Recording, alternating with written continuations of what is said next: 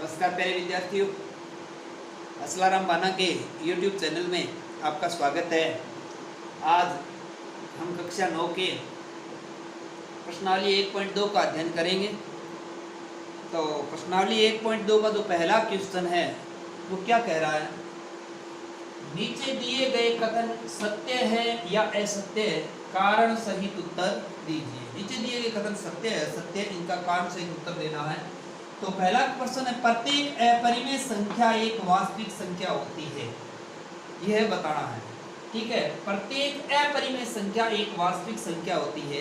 तो इसके अंदर अपने को परिमेय, अपरिमेय संख्या और वास्तविक संख्या की परिभाषा अच्छी तरह से याद होनी चाहिए। ठीक है, अगर परिभाषा आती है तो ये क्वेश्चन सरलता से हल हो जाता है। यहाँ ये आता है कि वास्तविक संख्या किसे कहते हैं। वास्तविक संख्या कौन सी होती है? वास्तविक संख्या होती है समस्त परिमेय, समस्त परिमेय और अपरिमेय संख्या वास्तविक संख्या में आती है। यानी कि परिमेय और अपरिमेय दोनों ही मिलकर के वास्तविक संख्या बनती है। ठीक है, दोनों मिलकर के वास्तविक संख्या बनती है। तो ये प्रश्न क्या कर रहा है, प्रत्येक अपरिमेय संख्या वास्तविक संख्या होती है। तो दिख रहा बिल्कुल सही क्वेश्चन, यानी कि अपरिमेय संख्या वो सारी वास्तविक संख्या ही बन रही है। ठीक है, तो इसका आंसर लिखोगे, यह कथन सत्य है। क्या लिखोगे? यह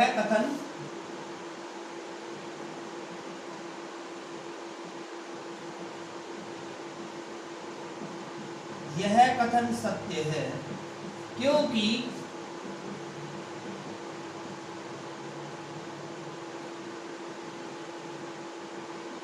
समस्त परिमेय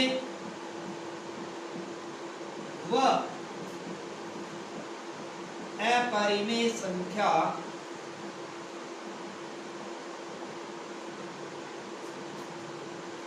वास्तविक संख्या में आती है।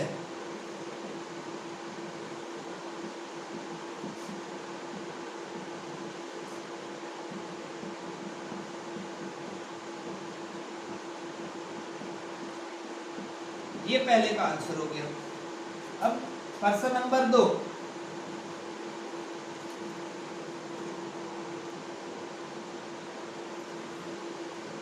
हाँ, तो प्रश्न नंबर 2 ये कह रहा है कि संख्या रेखा का प्रत्येक बिंदु √m के रूप का होता है जहां m एक प्राकृत संख्या है।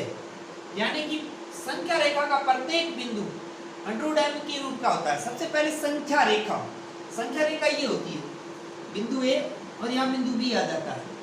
इसके ऊपर संख्या रेखा 0, इधर 1, इधर 2, इधर 3, इधर 4 डैश डैश अनंत तक चलती है। इधर -1, -2, -3, -4। ये कहती संख्या रेखा का प्रत्येक बिंदु m के रूप। m क्या है? एक प्राकृत संख्या है।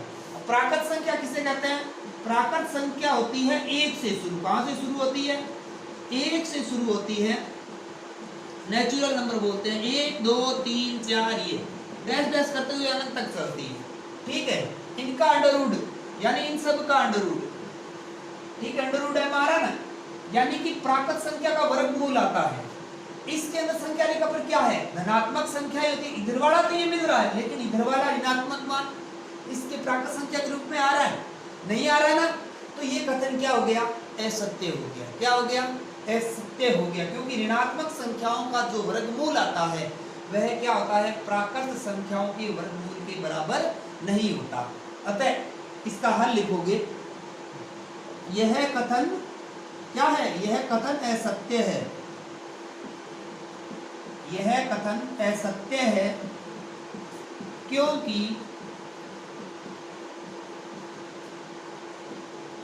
संख्या रेखा पर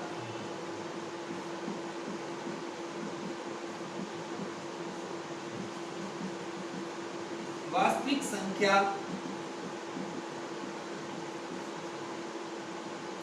-1, -2, -3, -4 डैश डैश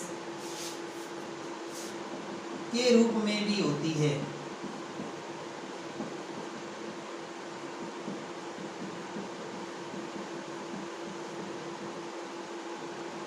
जिनका वर्गमूल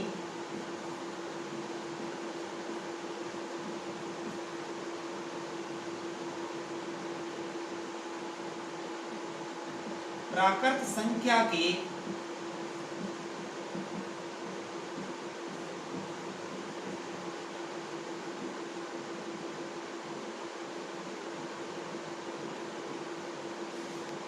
प्रत्येक प्राकृत संख्या के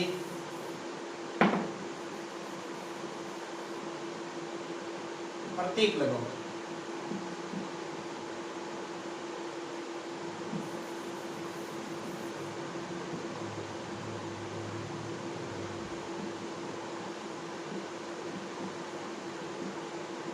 प्रत्येक प्राकृत संख्या के वर्गमूल के बराबर नहीं होता है।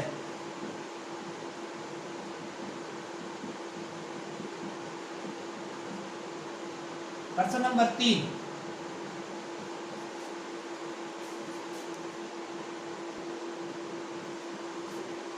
तीन नंबर जो क्वेश्चन है वो है प्रत्येक वास्तविक संख्या अपरिमेय संख्या होती है। प्रत्येक वास्तविक संख्या अपरिमेय संख्या होती है ये पूछ रहा है। लेकिन अब इसके अंदर वास्तविक संख्या किसे कहते हैं? प्रश्न नंबर 1 में मैंने बताया था कि समस्त परिमेय और अपरिमेय दोनों मिलकर के वास्तविक संख्या बनाती है। दोनों ही मिलकर के क्या बनाती है? वास्तविक संख्या बनाती है। जबकि ये कह रहा है कि प्रत्येक वास्तविक संख्या अपरिमेय बनाती है, यानी कि प्रत्येक वास्तविक संख्या है वो सभी की सभी अपरिमेय होती है? नहीं होती। क्योंकि परिमेय और अपरिमेय दोनों ही मिलकर के क्या बनाती है? वास्तविक संख्या बनाती है। तो इसका उत्तर लिखेंगे यह कथन असत्य है।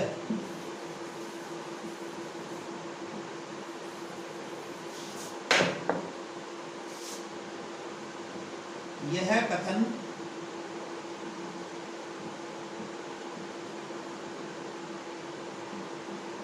असत्य है क्योंकि समस्त परिमेय व अपरिमेय संख्याएं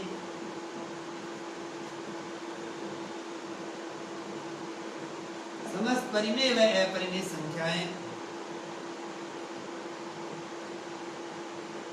वास्तविक संख्या में आती है।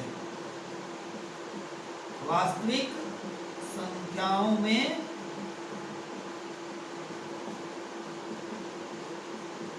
आती है।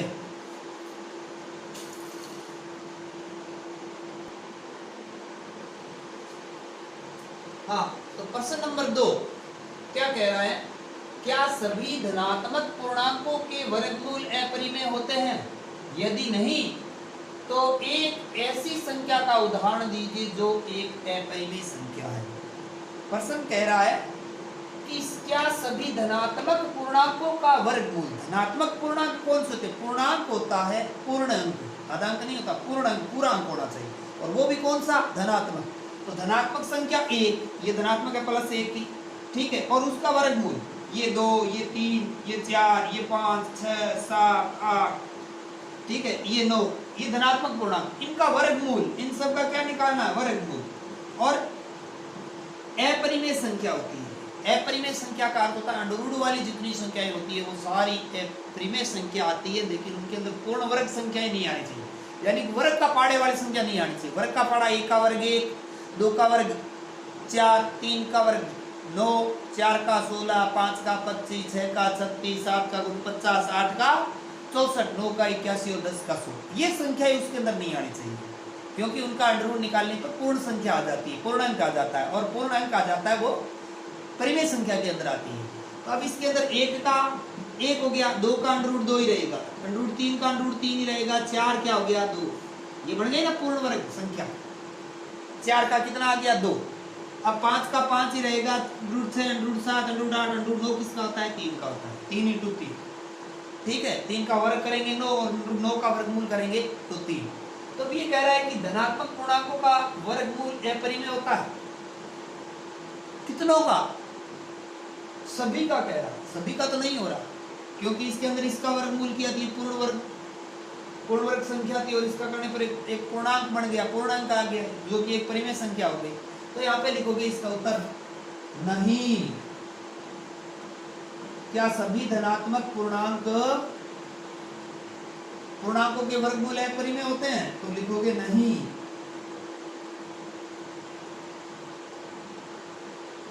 सभी धनात्मक पूर्णांकों के वर्गमूल अपरिमेय नहीं होते हैं।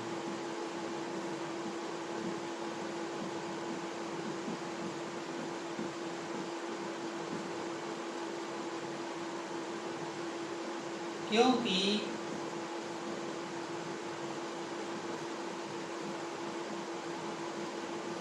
पूर्ण वर्ग संख्याओं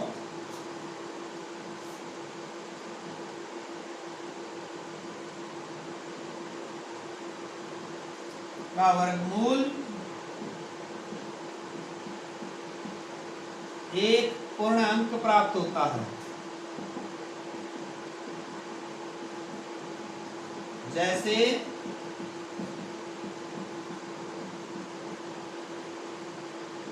√4, 4 का क्या उत्तर हो जाएगा? 2। √9, 9 किसका होता है? 3 का वर्ग।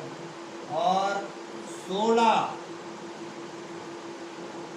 ये जो संख्याएं आ रही है जिनका धनात्मक संख्याएं थी और वर्गमूल करने पर पूर्णांक आ गया, और जो कि क्या है?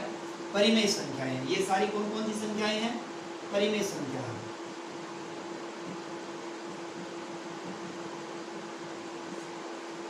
नेक्स्ट प्रश्न नंबर 3।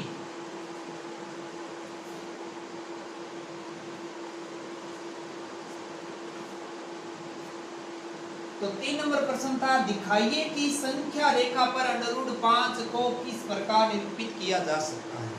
संख्या रेखा बनानी है और संख्या रेखा पर √5 को निरूपित करना है। तो आप क्या करोगे? सबसे पहले एक रेखा खींच लोगे बुक के अंदर। ये मैंने रेखा खींच ली है, ठीक है। इसकी संख्या रेखा पर ये पॉइंट 0 होता है, इधर -1 होता है, और इधर की तरफ क्या आता है? 1 सेंटीमीटर है, तो इधर भी 1 सेंटीमीटर दूरी पे -2। इसी प्रकार इधर की तरफ बढ़ेंगे -3, 1 सेंटीमीटर पर। इधर की तरफ प्लस का 1, इधर प्लस के 2, और इधर प्लस के 3, ठीक है। नाम दे सकते हो आप इसको। इधर बिंदु ए, बीच वाला O हो गया, और ये A हो गया, ठीक है। अब संख्या रेखा पे निरूपित करने के लिए √5 को निरूपित करना है। √5 को निरूपित करने के लिए सबसे पहले 2 का वर्गमूल कितना होता है? 4 होता है ना, ठीक है। यानी कि यहाँ पर जो संख्या आती है 2 का वर्गमूल √4 यहाँ पर आ गया, ठीक है। √5 लाना है, क्योंकि √5 को निरूपित करना है। 5 से पहले पूर्ण वर्ग संख्या √4 थी, वो यहाँ पर आएगी। यहाँ से आप एक सीधी रेखा खींच लोगे,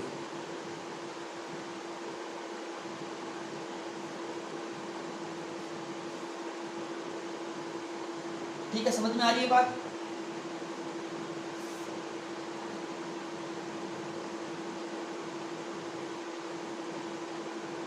इसकी जो ऊंचाई है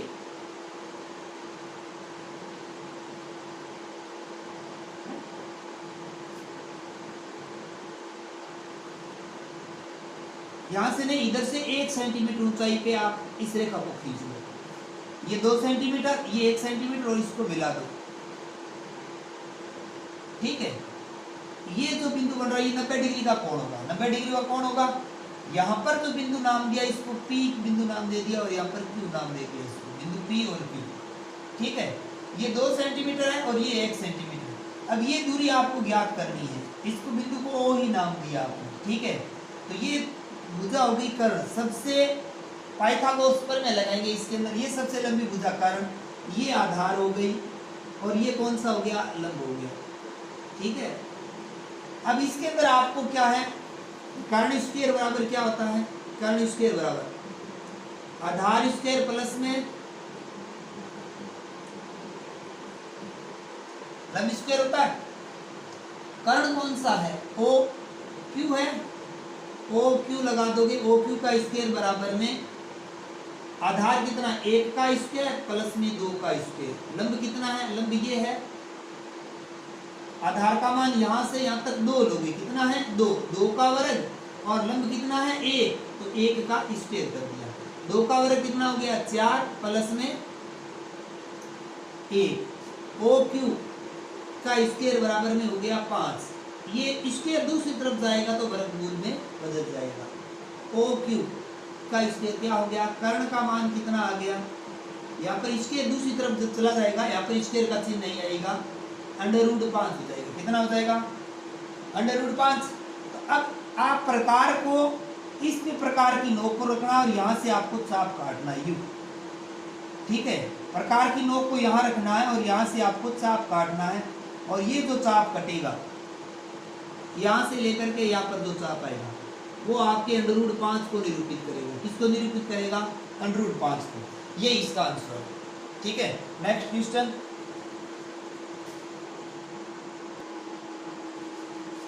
तो प्रश्न नंबर 4 कह रहा है कि संख्या रेखा पर √2 व √3 को निरूपित करो, यानी कि वर्गमूल सर्पिल वलय। वर्गमूल सर्पिल वलय होता है √1, √2, √3, √4 ये, ठीक है। इस प्रकार इसको निरूपित करना है। एक सर्पिल वलय अपना √5, ये तो प्रश्न क्या वो भी इसी के अंदर आ जाएगा √5, ठीक है। अब संख्या रेखा पर इसको निरूपित करना, ये संख्या रेखा मैंने डाल दी, ठीक है। संख्या रेखा 0, इधर प्लस का 1, इधर प्लस का 2, 2 का वर्ग करेंगे तो 4 हो जाएगा, 4 का वर्गमूल 2, √4 यहाँ पर आएगा और √1 का आएगा, यहाँ पर √1 आता है, क्योंकि √1 का मान करोगे कितना होता है, √1 का मान 1 ही होता है, और इधर ये जो करोगे √4 का मान होगा वो 2, अर्थात 2 का वर्ग 4 होता है, ठीक, और 4 का वर्गमूल 2 होता है। तो √4 संख्या रेखा पे ये यहाँ पर है, ये संख्या रेखा √4 यहाँ पर है, √1 यहाँ पर है, 0 यहाँ पर है, ठीक है। अभी अगर √2, √3, √4, √5 उसको भी निरूपित करना है, यानी वर्गमूल सर्पिल का एक संख्या रेखा पे निरूपित करनी है, तो आप इसके अंदर जो 1 सेंटीमीटर दे रखा है, यहाँ पर आप ये जो लंबाई 1 दे रखी है, यहाँ पर भी आप 1 सेंटीमीटर का जो जहाँ जितनी दूरी यहाँ पर है, अगर यहाँ 2 ले रहे हो तो यहाँ पर भी 2 सेंटीमीटर की दूरी लेनी, जितनी यानी कि 1 सेंटीमीटर दूरी है 1 सेंटीमीटर के ऊपर, और इस रेखा को मिला दो। ये आपकी सबसे लंबी भुजा कर्ण हो गई, ये आपका आधार हो गया।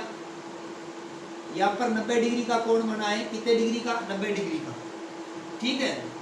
अब इससे जो रेखा खींचोगे, ये एक और ये भी कितनी है, ये आप निकालोगे कितनी है, ठीक है। इस बिंदु का नाम दे दिया मैंने O, P और Q नाम दे दिया, इसका क्या नाम दे दिया, P Q।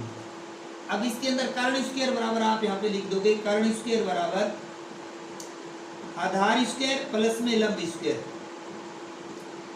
अब इसके अंदर आधार कितना है, आधार ये रेखा होती है, ये भी 1 सेंटीमीटर, कितनी है यहाँ से 1 सेंटीमीटर, ये दूरी कितनी है 1 है ना, 0 से 1 सेंटीमीटर की होगी, और ये दूरी भी 1 सेंटीमीटर। आधार स्क्वायर और कर्ण कितना दे रखा है ओ क्यू का स्क्वायर बराबर में कितना आ गया, 1 का स्क्वायर प्लस 1 का स्क्वायर, दोनों का मान कितना हो गया, 1 प्लस 1 कितना हो गया 2। ओ क्यू का स्क्वायर दूसरी तरफ जाएगा तो किसमें बदल जाएगा, अंडरवुड में बदल जाएगा। कर्ण कितना आ गया आपके पास में, √2, ये कितनी मान आ गया, √2 आ गया, ठीक है। ये भुजा √2 आ गई। अब इसके अंदर यहाँ से प्रकार की नोक यहाँ पे रखो और यहाँ से आप चाप काटो ये, ठीक है। ये इस प्रकार का उपयोग करना है, मेरे पास प्रकार नहीं है इसलिए ये प्रकार की नोक है, और ये प्रकार की नोक को यहाँ पे रखना है और आपको यहाँ से चाप काटना है, ठीक है। ये जो आपका चाप आ रहा है ये √2 को निरूपित करेगा, किसको निरूपित करेगा, √2 को निरूपित करेगा। अब आपको क्या करना है, ये जो रेखा दे रखी है ना कर्ण, इसके साथ में प्रकार की सहायता से 90 डिग्री का कोण बनाना है, ठीक है। प्रकार को यहाँ से यहाँ तक प्रकार को खोलोगे, आधे से कम प्रकार को खोल करके चाप काट लोगे यूं की तरफ, ठीक है, यूं रख करके यूं। पहला चाप होगा वो होगा आपके 60 का, दूसरा होगा 120 का, दोनों के बीच का जो चाप काटोगे वो हो जाएगा आपके 90 डिग्री का। कितने डिग्री का, 90 डिग्री का, ठीक है। अब इसकी 1 सेंटीमीटर रेखा लेनी है, ये 1 सेंटीमीटर रेखा आ गई, ये दूरी कितनी है यहाँ से यहाँ तक 1 सेंटीमीटर, और इसको मिला दो, ठीक है, मिला दिया। अब मिलाने के बाद में आप ये देखो, ये 90 डिग्री का कोण है, कितने डिग्री का, 90 डिग्री का, तो ये आपका क्या हो गया, अब की बार ये आपका आधार हो गया, क्या हो गया, और ये भुजा आपकी कौन क्या कहलाने लगी, ओ क्यू एम, इसका ओ क्यू एम नाम दे दिया। ओ क्यू एम के अंदर ये जो भुजा दे रखी है इस त्रिभुज के अंदर, ये आपकी आधार है और ये भुजा क्या कहला रही है, ये आपकी लंब कहला रही है। तो इसके अंदर पुनः वही लगा दोगे आप, कर्ण स्क्वायर बराबर आधार स्क्वायर प्लस लंब स्क्वायर। इस त्रिभुज, कौन सा त्रिभुज है, ओ क्यू एम, त्रिभुज ओ क्यू और एम के अंदर ये बात चल रही है। ओ क्यू एम के अंदर ये भुजा कर्ण है, ओ एम का स्क्वायर बराबर आप लिखोगे, आधार का मान कितना है, √2 है, √2 का स्क्वायर प्लस में यहाँ पे लिखोगे 1 का स्क्वायर। √2 का स्क्वायर होता है वो √4 होता है, √4 होता है प्लस में 1। √4 किसका होता है, 2 होता है, √4 का मान 2 + 1। ओ एम का स्क्वायर बराबर में आप लिख दोगे, ओ एम बराबर में आपके आ गया √3। कितना आ गया, √3, अर्थात ओ एम बराबर में √3। ये आपके √3 आ गया। अब वापस वही प्रक्रिया है, बिंदु ओ से प्रकार को इतना खोलो और यहाँ से लेकर के चाप को काट दो। ये जो चाप आया, ठीक है, यहाँ से लेकर के ये जो चाप जाएगा ये आपके √3 को निरूपित करेगा। किसको निरूपित करेगा, √3 का। इसी प्रकार यहाँ पर पुनः आप 90 डिग्री का कोण बनाओगे, ठीक है, 90 डिग्री का कोण बना करके जो रखोगे, यहाँ से ये जो चाप आएगा ये आपके आएगा √4 को निरूपित करेगा। ये आपके √3 हो गया। वापस 1 सेंटीमीटर की रेखा यहाँ पर लेनी है, ये जो आएगा √4 आएगा और इससे पुनः आप ये चाप काटोगे यहाँ से, ठीक है, तो ये आपके ये यहाँ पर आएगा, ठीक है, 2 पर जाकर के ये मिलेगा और ये जो रेखा आ रही है वो √4 को निरूपित करते हैं। इसी प्रकार आगे की तरफ 1 सेंटीमीटर और बढ़ाएंगे इसको, फिर सर्किल काटेंगे तो वो √5 को निरूपित करते हैं। √5 को करने का एक तरीका ये भी है, क्योंकि मैंने ये रेखा सिर्फ डायरेक्ट 2 सेंटीमीटर ली और ऊपर वाली 1 सेंटीमीटर ली, ठीक है, इसमें 2 का वर्ग प्लस में 1 का वर्ग, 2 का वर्ग 4, 4 + 1, दोनों को जोड़ा तो 5, इसके दूसरी तरफ आया √5 से बदल गए। एक तरीका ये भी है, दूसरा तरीका ये भी। इन दोनों से आप कोई भी क्वेश्चन कर सकते हो, संख्या रेखा पर अंडर को निरूपित करना, ठीक है। इसी के साथ ये चैप्टर समाप्त होता है, ठीक है। हमारे YouTube चैनल को लाइक करना, सब्सक्राइब करना और घंटी का आइकन जरूर दबाना। धन्यवाद।